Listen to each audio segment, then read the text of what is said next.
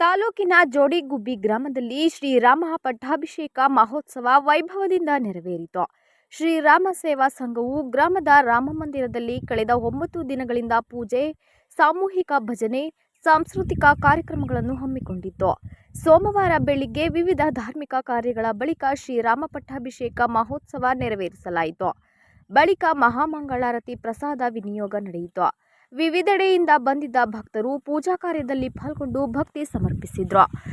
ಕರ್ನಾಟಕ ಸರ್ಕಾರದ ಕುಮಾರವ್ಯಾಸ ಪ್ರಶಸ್ತಿಗೆ ಭಾಜನರಾದ ಗಮಕ ವ್ಯಾಖ್ಯಾನ ನಿಷ್ಣಾತ ಡಾಕ್ಟರ್ ಎ.ವಿ. ಪ್ರಸನ್ನ ಅವರನ್ನು ಕಾರ್ಯಕ್ರಮದಲ್ಲಿ ಸನ್ಮಾನಿಸಲಾಯಿತು.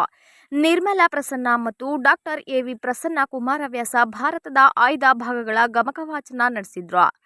ಜೋಡಿಗುಬ್ಬಿ ವಿಪ್ರ ವೃಂದದ ಅಧ್ಯಕ್ಷ ಜಿಎನ್ ರಾಮಚಂದ್ರ, ಶ್ರೀರಾಮ ಸೇವಾ ಸಂಘದ ಅಧ್ಯಕ್ಷ ಜಿಎಂ ಗಿರೀಶ್ ಜೋಯಿಸ್, ಉಪಾಧ್ಯಕ್ಷ ರಾಮಚಂದ್ರ, ಕಾರ್ಯದರ್ಶಿ ಜಿಎಸ್ ಮುರಳೀಧರ್, ಸಹ ಕಾರ್ಯದರ್ಶಿ ಚಂದ್ರಮೌಳಿ, ಖಜಾಂಚಿ ಎನ್ ಶ್ಯಾಮಸುಂದರ್, ಪ್ರಮುಖರಾದ ಶೈಲಜಾ ಶೇಷಾದ್ರಿ, ನಾಗು ಪ್ರವೀಣ್, ರಾಜೇಶ್ವರಿ ಉಪಸ್ಥಿತರಿದ್ದರು. ಕಾಂತೆ ಕೈ ಮುಗಿದು ಕರುಣಿಸೆಂದಳು, ಕಾಂತೆ ಕೈ ಮುಗಿದು ಯಾಗ ಫಲ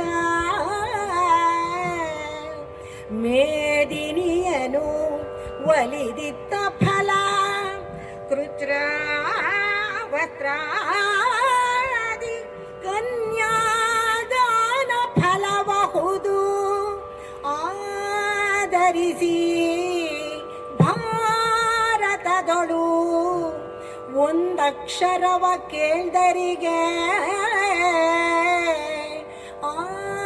ಆದರಿಸಿ ಭಾರತದೊಳು